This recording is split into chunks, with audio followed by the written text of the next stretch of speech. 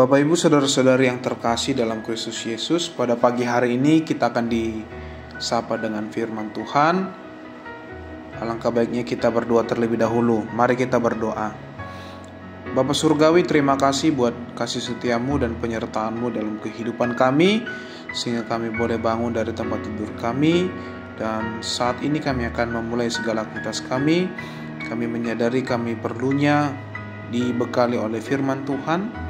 Kiranya Tuhan Engkaulah yang membuka hati dan pikiran kami, sehingga kami boleh menerima firman Tuhan, dan Engkau membantu kami, menolong kami untuk melakukannya dalam kehidupan kami sehari-hari. Inilah doa dan syukur kami di dalam anak-Mu Tuhan Yesus Kristus, Juru Selamat kami yang hidup. Amin. Bapak Ibu saudara-saudari, firman Tuhan kita di pagi hari ini, di hari Kamis 30 Januari 2025, yang tertulis di dalam kitab Injil Lukas pasal 21 ayat 34. Begini bunyinya. Nasihat supaya berjaga-jaga. Jagalah dirimu supaya hatimu jangan dibebani oleh pesta pora, kemabukan, dan kekhawatiran hidup, dan supaya hari itu jangan tiba-tiba jatuh ke atas dirimu seperti jerat. Demikian firman Tuhan. Saudara-saudari jemaat Tuhan yang terkasih, di dalam firman Tuhan kita saat ini mengingatkan kita bahwa perlunya sikap mawas diri, perlunya waspada terhadap godaan dunia. Artinya di sini dalam firman Tuhan kita pada pagi hari ini menjelaskan tentang Yesus yang memberikan sebuah pembelajaran, memberikan nasihat tentunya kepada murid-muridnya mengenai tentang eskatologi ataupun tentang akhir zaman. Kalau berbicara tentang akhir zaman, itu akan selalu berkaitan dengan di mana dunia ini akan berakhir. Kalau dunia berakhir ditandai dengan kedatangan Yesus kedua kali. Dia akan menghakimi orang yang hidup dan yang mati. Saudara-saudari yang terkasih, hal ini menganjurkan kita, mengingatkan kita untuk selalu waspada, selalu mempersiapkan diri supaya jangan terjebak dalam kenikmatan duniawi yang kadang-kadang membuat kita lupa tentang hal-hal yang berkaitan dengan hidup yang kekal. Kalau berbicara tentang kedatangan hari Tuhan, ataupun sering yang dikatakan dengan Yom Yahweh, hari Tuhan, itu sesuatu yang tidak bisa diprediksi, unpredictable. Hal inilah yang membuat kita sebagai orang Kristen harus selalu mempersiapkan diri, di mana Yesus menggambarkan hari Tuhan itu sebagai jerat. Artinya datang membuat kita kadang-kadang menjadi body shock, membuat kita menjadi terkejut. Kedatangannya itu sangat tiba-tiba. Maka dari itu ketika kita tidak siap untuk menghadapinya, maka kita akan terjebak dalam kondisi yang betul-betul belum layak di hadapannya. Betul, memang kita sudah dilayakkan oleh Kristus lewat pengorbanannya di kayu salib. Tetapi kita sebagai orang yang sudah menerima keselamatan, di mana kita menantikan kedatangan Tuhan kedua kalinya, maka dari itu kita perlunya untuk mawas diri, mempersiapkan diri, artinya siap sedia ketika Kristus datang kedua kali.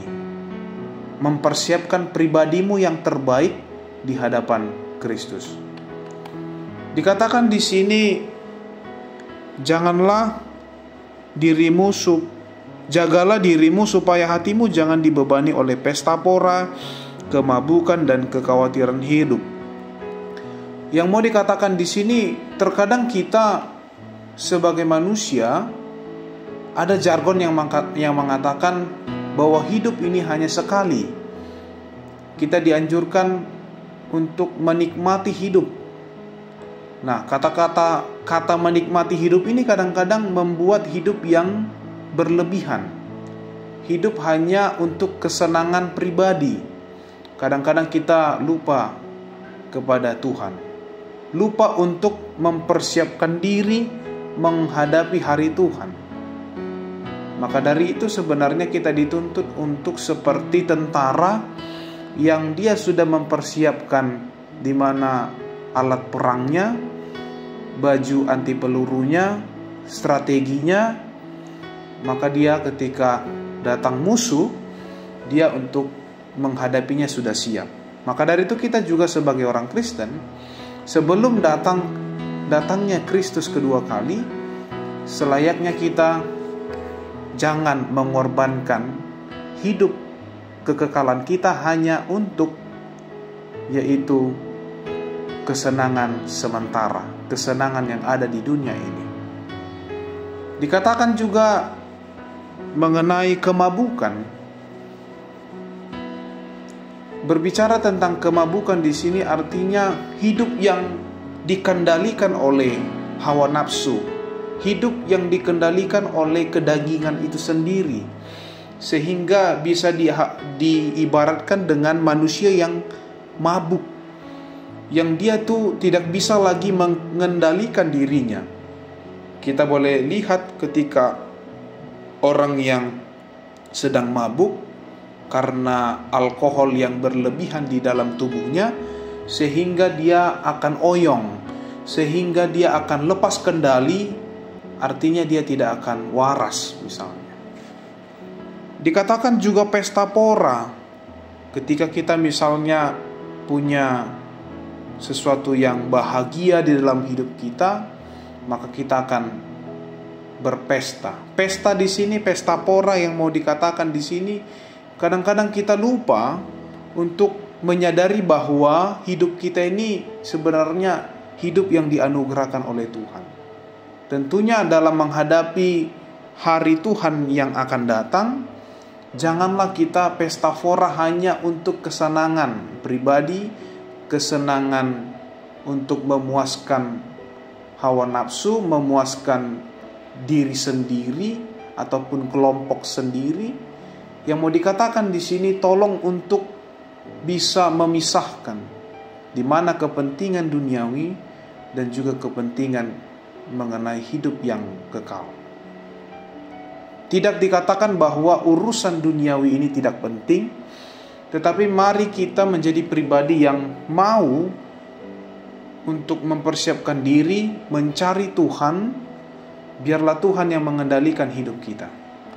Karena kedatangan Tuhan itu seperti kedatangan pencuri di malam hari.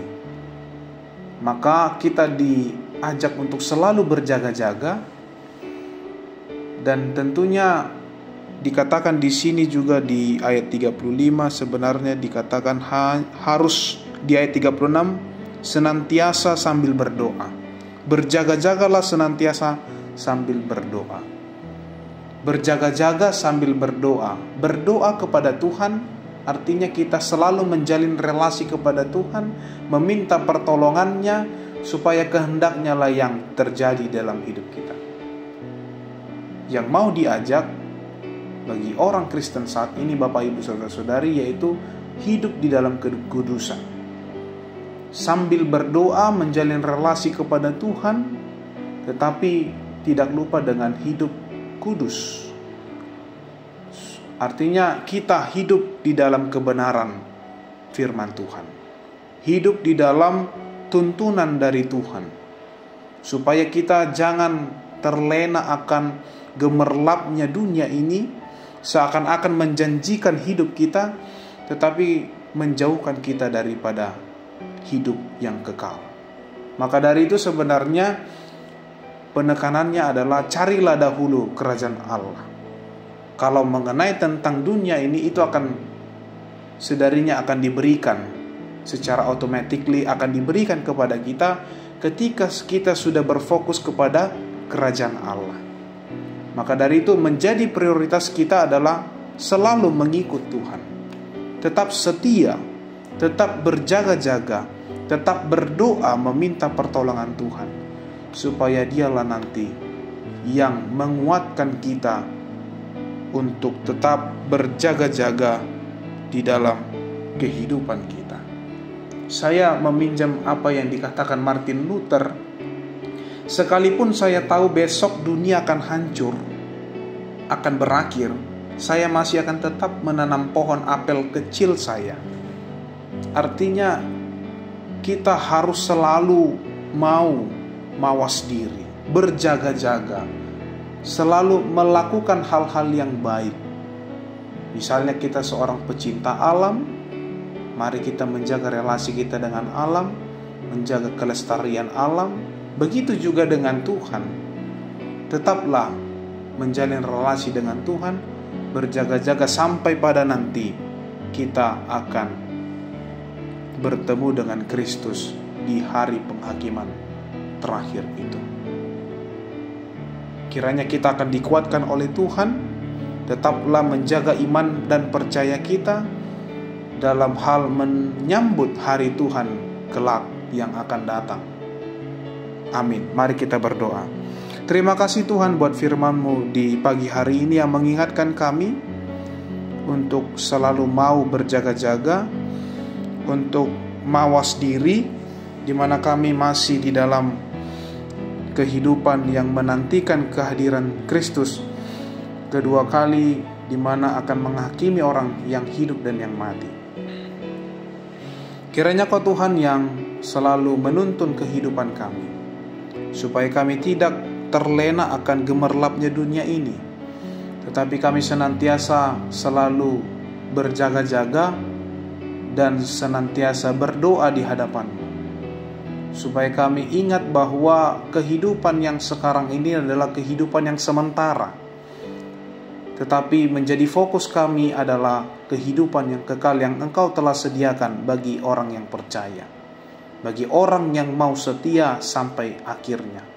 Biarlah kami menjadi pribadi yang selalu mau terpanggil, yaitu mau menjadi pribadi yang mempersiapkan diri di mana kedatangan-Mu yang akan datang. Terima kasih Tuhan buat firman-Mu di hari ini yang selalu membuat kami tergugah, yang membuat kami diingatkan kembali sebagai pribadi yang harus selalu mempersiapkan diri dalam hal berjaga-jaga dan selalu mendekatkan diri kepada Tuhan. Dan kami serahkan segala kehidupan kami hanya di dalam tangan pengasihan-Mu, untuk memulai aktivitas kami di satu hari ini. Kiranya Kau Tuhan yang menemani kami, menyertai kami, sehingga kami boleh berjalan di dalam tuntunan Tuhan dan selalu peka terhadap kehendak Tuhan. Inilah doa dan syukur kami yang kami alaskan di dalam Kristus Yesus Tuhan dan Juru Selamat kami yang hidup. Amin. Selamat beraktivitas. Tuhan Yesus memberkati. Horas.